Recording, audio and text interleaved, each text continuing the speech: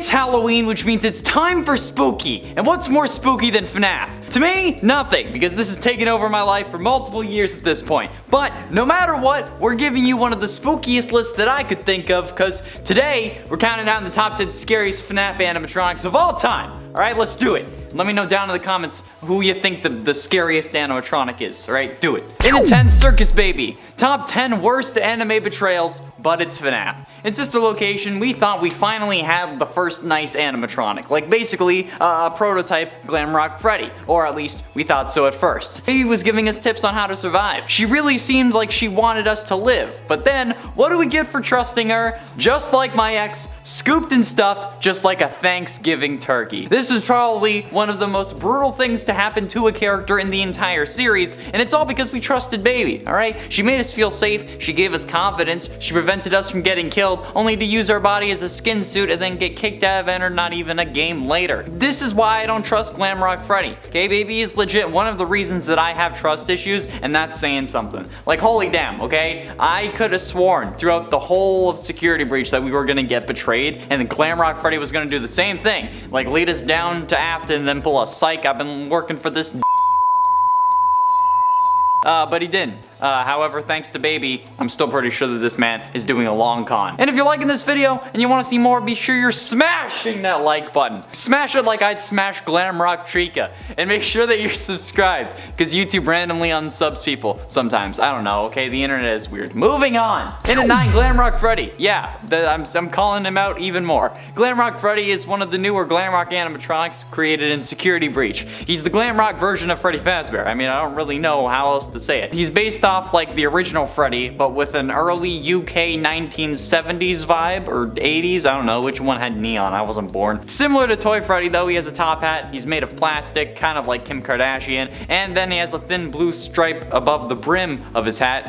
He has a microphone now that has a stand this time. Yeah, that's fancy. He's a bit boxier, he has a light blue stripe on his chest, and also at like the center of his jaw. I don't know, he has like a lightning bolt like he's a wannabe Flash. Glamrock Freddy within the game though is Gregory's protector, okay? Attempting to help him survive until 6 AM and escape, with the player being able to climb into his stomach, which is referred to as the birthday cake hole on the PlayStation blog, which is a whole other set of concerning questions. And then you can take control of him and hide and evade from other animatronics in certain sections, and you kind of have like a mech that doesn't really fight.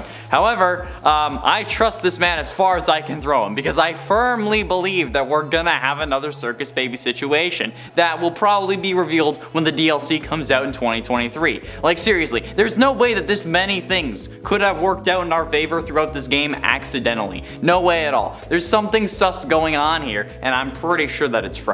In at 8, Jetpack Balloon Boy. Jetpack Balloon Boy is Balloon Boy's third skin and the third skin of the steampunk event within FNAF AR. The skin was released on July 8th of last year, I think, maybe, after being leaked by Lumix's community tab on YouTube over 12 hours early. I mean, it's still better than Funko leaking the design of the Security Breach animatronics though, am I right? Jetpack Balloon Boy's body shape looks identical to that of Balloon Boy, but now he wears a brown leather coat and has wool inside of it, because you know it's steampunk. And he also has a large pilot's hat that's got multiple gears, bulbs, other devices, kind of like, you know, this normal steampunk thing. He wears a pair of goggles, because of course he does, and the right lens is like kind of glowing green, and the left lens is broken, and it actually reveals a robotic yellow eye, as if this wasn't concerning enough. His shoes and arms are also made of bronze and metal, and they're covered with gears, because they're really pushing the steampunk thing. I don't think they use that many gears.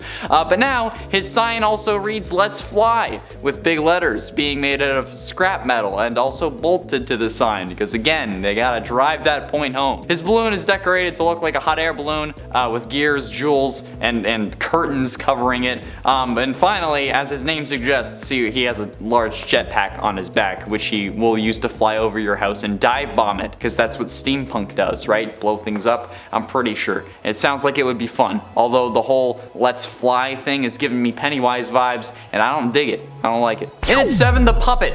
The puppet is an animatronic puppet, alright? I mean, it's in the name. And they're also a major antagonist, but also technically a good guy within the FNAF series. First appearing as the main antagonist of FNAF 2, but later on showing their heroic side. It possibly serves as the prize vendor of the newly refurbished Freddy Fazbear's from 1987, although it isn't also implied that it was originally from Fredbear's Family Diner as a security puppet, or at least that was the inspiration behind this version. After the pizzeria was only open for a few short weeks, it was then closed down, but the puppet, unlike the other toy animatronics who were scrapped due to possible malfunctions, was not scrapped, appearing later on in the new pizzeria from the first game, as evident by the dream cutscenes of multiple games, alright? There's a lot going on. And then also appearing as Lefty in Freddy Fazbear's Pizzeria Simulator. Lefty was also an animatronic that was intended to capture the puppet, as Charlotte Emily's father, Henry, knew that her soul was actually possessing the puppet. However, it's also widely believed that Charlotte is William's first victim, meaning that overall,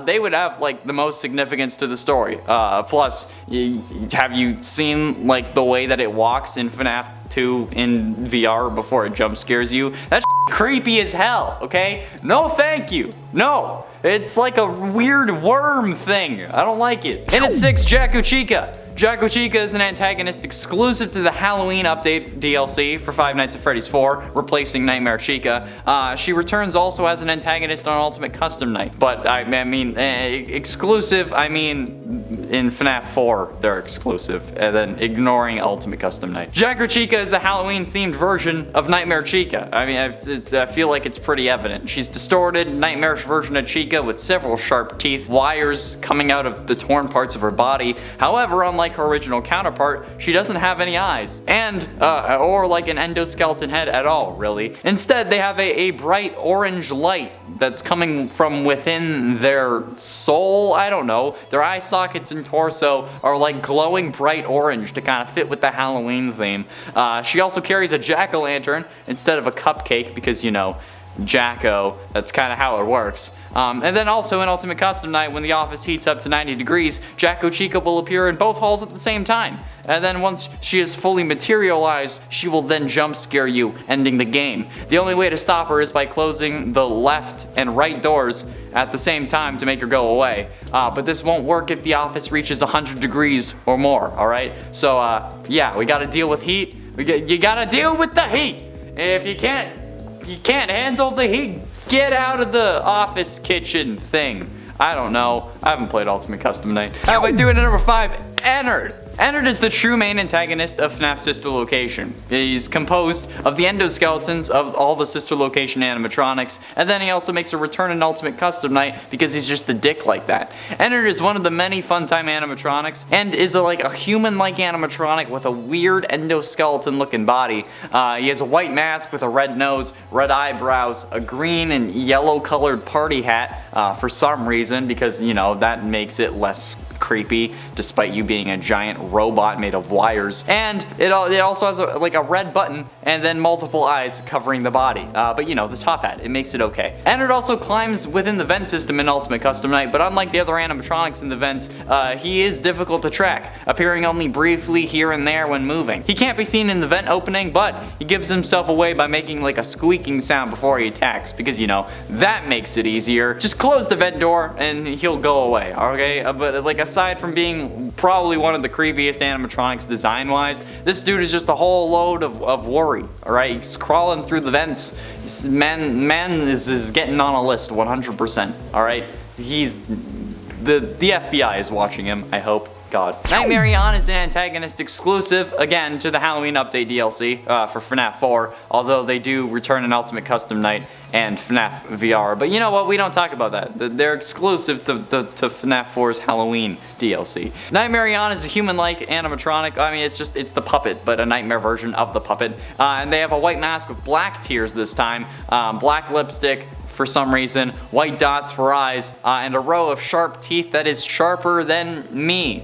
Alright, I'm not the sharpest tool in the shed, although in this in this suit. I do look pretty snazzy. Ha, puns. Their body is black and it's supposed to look kind of like a skeleton with like a large chest and ribs protruding, kind of like me when I'm not wearing a shirt. They have a slender body, like really weird thin legs, and you know what? They kind of just look like a tentacle monster that you would see in certain kinds of exotic cartoons. During the night though, in Ultimate Custom Night at least, Nightmarionne will appear if the mouse cursor lingers over them, and then the player has to like avoid the area that they are in, and if you don't do it in time, you're gonna get jump scared and die. Because, you know, that's how Ultimate Custom Night works. So yeah, just don't actually add them to the game. Just don't play Ultimate Custom Night. The only way to win is not to play. Getting close to the end in number 3, Piranha Plushtrap. Piranha Plushtrap is Plushtrap's second skin in FNAF AR and the third skin to be added throughout the Wicked Tides event. He released on June 7th after being delayed for 3 days for unknown reasons, but we actually ended up making a community post about this when he was coming out. And personally, this is like one of the scariest FNAF AR skins ever added. Piranha Plushtrap is hardly like the original Plushtrap. Now they're made of like a more organic flesh-like material, even having like realistic gums. His mouth is littered with long, thin, sharp teeth akin to that of a, I don't know, piranha, and his eyes are extremely small and glow an ocean blue because, you know, that's how all like beautiful people are described in books, right? Oh, their eyes are the color of the ocean because, you know, that's Plushtrap is beautiful. On the sides of his head, he has glowing orange gills. His feet also glow that same orange, and his hands have orange webbing in between them that kind of stretches as he moves because, you know, they're piranhas. That's kind of how it works. Although the webbing is in between the fingers doesn't glow, luckily. His ears are covered in barnacles.